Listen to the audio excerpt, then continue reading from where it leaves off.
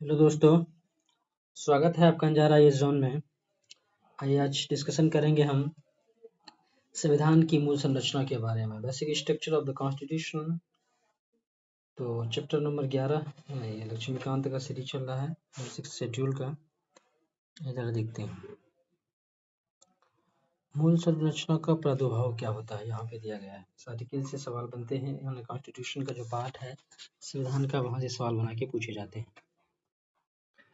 संविधान के अनुच्छेद आर्टिकल 368 के अंतर्गत संसद मौलिक अधिकारों में संशोधन कर सकती है। जो संसद होते हैं, पार्लियामेंट्री होते हैं, वो फंडामेंटल अधिकारों में क्या कर सकते हैं, अमेंड कर सकते हैं। यह विषय संविधान लागू होने के एक वर्ष पश्चात ही सर्वोच्च न्यायालय के समक्ष विचार आया। शंकरी प्रसाद मामले 1951 में पहले संशोधन अधिनियम 1951 की संवैधानिकता वैधता को चुनौती दी गई है ना, जो कॉन्स्टिट्यूशनल वैलिडिटी है उसको चुनौती दी गई, चैलेंजेस दिया गया, जिसमें संपत्ति के अधिकार को कटौती की गई। जो राइट टू प्रॉपर्टी है ना, जिसको आर्टिकल 3 ना में कर दिया गया, 301 में कर दिया गया है ना।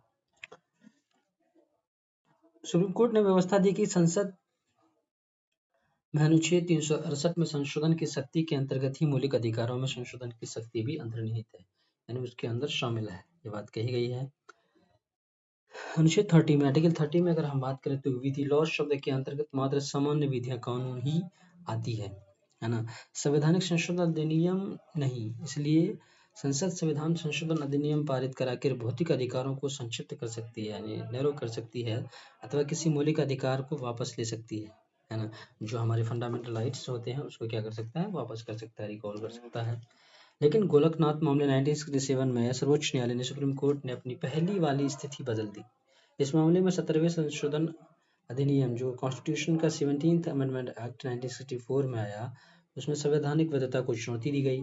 इसमें 9th शेड्यूल जो 9वीं अनुसूची है, राज्य द्वारा की जाने वाली कुछ कार्रवाइयों को जोड़ दिया गया। सर्वोच्च न्यायालय ने व्यवस्था दी कि मौलिक अधिकारों को है ना लोकोत्तर तथा अपरिवर्तनीय स्थान प्राप्त है ना। जो सुप्रीम कोर्ट है हमारे, उसको क्या है, इस तरह का अधिकार है। इसलिए संसद मौलिक अधिकारों में न तो कटौती कर सकती है और न ही किसी भौतिक अधिकार को वापस ले सकती है। संवैधानिक संशोधन अधिनियम के अनुच्छेद 13 के अंतर्गत एक कानून है, इसलिए किसी भी मौलिक अधिकारों के उल्लंघन करने में सक्षम नहीं है। गोरखनाथ मामले 1967 की अगर हम बात करें तो सर्वोच्च न्यायालय ने व्यवस्था दी की प्रतिक्रिया में संसद ने 24वां संशोधन अधिनियम फिर 1971 आया है ना। इसके देखिए फिर यहाँ पे देखिए फिर बार बार यही रिपीट हो जाए, आर्टिकल 13 और 368 जो कि कॉन्स्टिट्यूशन का भाग 20 में आता है ना। केशवानंदन भारती मामले की अगर हम बात करें 1973 में सर्वोच्च न्यायालय ने गोलकनाथ मामले में अपने निर्णय को है ना ओवर रूल कर दिया। इसने 24वें संविधान संशोधन अधिनियम 1971 को वैधता को बहाल रखा और व्यवस्था दी कि संसद मौलिक अधिकारों को सीमित कर सकता है। जो पार्लियामेंट्री है, जो हमारे फॉर्म्स है ना संसद का, वो क्या कर सकता है, सीमित कर सकता है अथवा किसी अधिकार को वापस ले सकता है। साथ ही सर्वोच्च न्यायालय ने एक नया सिद्धांत दिया, संविधान की मूल संरचना जो बेसिक स्ट्रक्चर्स है, इसने व्यवस्था दी कि अनुच्छेद 368 के अंतर्गत संसद संवैधानिक अधिकारों जो कॉन्स्टिट्यूशनल राइट्स है उसे संविधान की मूल संरचना को ही बदलने की शक्ति नहीं देते। इसका अर्थ ये हुआ कि संसद मौलिक अधिकारों को सीमित नहीं कर सकती अथवा वैसे मौलिक अधिकारों को वापस नहीं ले सकती जो संविधान की मूल संरचना से जुड़ा है। तो आइए जरा देखते हैं कि मूल संरचना है क्या इसमें, है ना। यहाँ पे वही न्यायपालिका के बारे में बात कर रहा है, कोई खास बात है नहीं यहाँ पे, है। यहाँ पे जरा देखिए, पुनः वामन दावा मामले 1980 में दिया है। सर्वोच्च न्यायालय ने मूल संरचना के सिद्धांतों को मानते हुए स्पष्ट किया कि 24 अप्रैल 1973 है ना, ये इंपॉर्टेंट डेट है, के बाद अधिनियम संविधान संशोधन पर लागू होगा। मूल संरचना के जरा तत्व के बारे में देखते हैं, कौन कौन से बेसिक स्ट्रक्चर है कॉन्स्टिट्यूशन के, जो एलिमेंट्स हैं उसके बारे में देखते हैं। इन तत्वों के रूप में पहचान की जा सकती है कि ये बेसिक स्ट्रक्चर्स है ना। संविधान की सर्वोच्चता, कॉन्स्टिट्यूशनल की सुपरमेसी है ना। भारतीय राजनीति में, इंडियन पॉलिटिक्स में जो सार्वभौम और लोकतांत्रिक, यूनिवर्सल और लोकतांत्रिक, डेमोक्रेटिक और रिपब्लिकन की जो नेचर्स है उसके बारे में बात कर रहे हैं, है ना। उसके बाद है संविधान का धर्मनिरपेक्ष चरित्र, जो कॉन्स्टिट्यूशन का सेकुलरिज्म जो कैरेक्टर्स है उसकी बात करता है। फिर उसके बाद क्या है कि विधायिका जो लेजिस्लेचर्स होते हैं, एग्जीक्यूटिव होते हैं, कार्यपालिका या जुडिशरी के बीच जो पावर्स का जो डिवाइडेड किया गया है, डिवीजन ऑफ पावर्स किया गया है, तो उसकी बात करता है, ये भी बेसिक स्ट्रक्चर में आएगा। उसके बाद है संविधान का संघीय स्वरूप, जो हमारा कॉन्स्टिट्यूशन का जो रूप है वो संघीय स्वरूप, जो यूनियन स्वरूप है ना, फेडरल वाला, उसकी बात करता है। राष्ट्र की एकता एवं अखंडता, हाँ, नेशनल इंटीग्रिटी की बात करता है ना। कल्याणकारी राज्य, सामाजिक आर्थिक, अगर आप भाग 4 में देखें कॉन्स्टिट्यूशन में है ना, डीपीएसपी की बात जब हम करते हैं, डायरेक्टिव प्रिंसिपल स्टेट पॉलिसी, तो आर्टिकल 37 में ये बात कहा गया है कि वेलफेयर स्टेट की बात करता है, तो कहीं ना कहीं ये भी इसमें आता है ना। उसके बाद है न्यायिक समीक्षा, जिसको हम जुडिशियल रिव्यू बोलते हैं, बार बार न्यायिक समीक्षा करती है कोई भी अगर उस तरह का ओवर रीच होता है ना, तो उसको न्यायिक समीक्षा भी फंडामेंटल बेसिक स्ट्रक्चर का हिस्सा माना जाता है।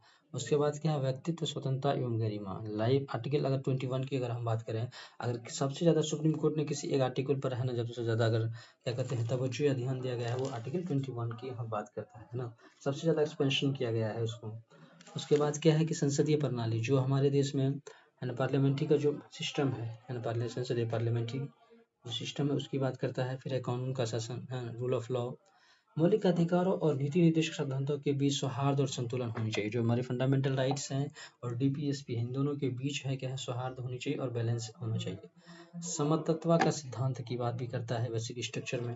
फिर स्वतंत्र निष्पक्ष चुनाव की बात करता है, फ्री एंड फेयर इलेक्शन की बात करता है। न्यायपालिका की स्वतंत्रता की बात होगी यहाँ पे, है ना। देखिए जुडिशरी क्या है, इंडिपेंडेंट जुडिशरी, हमारी भारत में जो जुडिशरी है वो किसी पर डिपेंडेंट नहीं है। उसके बाद क्या है कि संविधान संशोधन की संसद की सीमित शक्ति है। अगर कॉन्स्टिट्यूशन में अमेंडिंग करेगा तो संसद के पास ना कि एक असीमित शक्ति है, एक सीमित शक्ति है। उसके बाद न्याय तक प्रभावकारी पहुंच, ये भी बेसिक स्ट्रक्चर का हिस्सा है।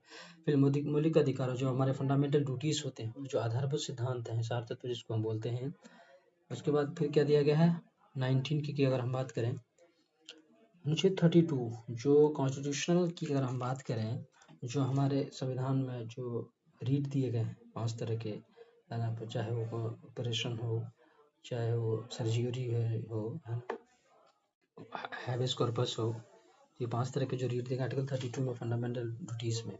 उसके बाद 136 की बात करता है, फिर 141 है ना, 141 की बात करें तो जुडिशरी से जुड़ा हुआ है। 142, अगर इस आर्टिकल की बात अगर हम करें 142, तो यहाँ से अगर PYQ, अगर आपने पॉलिटी के PYQ लगाए हैं, प्रीवियस ईयर क्वेश्चन को लगाए हैं सही तरीके से, तो 142 से सवाल पूछे गए हैं, है ना। उसके बाद है कि अनुच्छेद 226 तथा 227 के अंतर्गत उच्च न्यायालयों की शक्ति की भी बात करता है। देखिए यहाँ मुकदमे का नाम है केशवानंदन भारती मामले में, है ना। मूल ढांचे में न्यायपालिका द्वारा जो घोषित की गई है कौन कौन से तत्व इसमें इसकी है ना विशेषताएं दी गई है, तो जो बात हमने यहाँ पे डिटेल में की, चीज़ों का एक समरी दिया हुआ है। फिर उसके बाद अगर हम देखें इंदिरा गांधी मामले 1975 में, इसमें क्या मूल तत्व को जोड़ा गया है ना। फिर मिनर्वा मिल्स बात 1980 में, सेंट्रल कोलफील्ड लिमिटेड 1980 में न्याय तक प्रभावी पहुंच के लिए दिया गया है। बहुत सारे मामला है ना, केसेस हैं। इसमें SR भूमि मामला, SR भूमि मामला इम्पोर्टेंट है 1994 में। जरा इसको देखिए आप, संघवाद से है, धर्मनिरपेक्षता, लोकतंत्र, राष्ट्र की एकता, अखंडता, सामाजिक न्याय और न्यायिक समीक्षा, जुडिशियल रिव्यू की बात करता है। फिर इंदिरा साहनी मामला को जरा देखिए आप, कुलदीप सिंह नायर मामला 2026, लोकतंत्र, स्वतंत्र निष्पक्ष चुनाव की बात करता है ना। उसके बाद 2007 में है, यह है IR कोल्लो मामले, 9th शेड्यूल अनुसूची के रूप में चर्चित है, कानून का शासन, तो ये इम्पोर्टेंट था।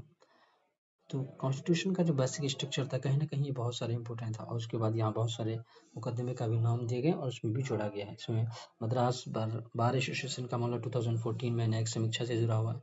जुडिशियल रिव्यू से नमिता शर्मा मामला है 2013 की अगर हम बात करें, तो इंडिविजुअल जो फ्रीडम्स हैं, जो हमारी गरिमा है ना, डिग्निटी है, लाइफ ऑफ डिग्निटी, जो आर्टिकल 21 में बात करता है बार बार, तो इस पर भी नमिता शर्मा से जुड़ा हुआ है, इसको भी माना गया है। राज जेठमलानी मामला, जो कि भारत के सुप्रीम कोर्ट के वरिष्ठ हमारे देश के एडवोकेट हुए हैं ना, उसकी बात है। आर्टिकल 32 के अंतर्गत सर्वोच्च न्यायालय की शक्ति के बारे में यहाँ पे बात करता है, आर्टिकल 32 की बात करता है ना।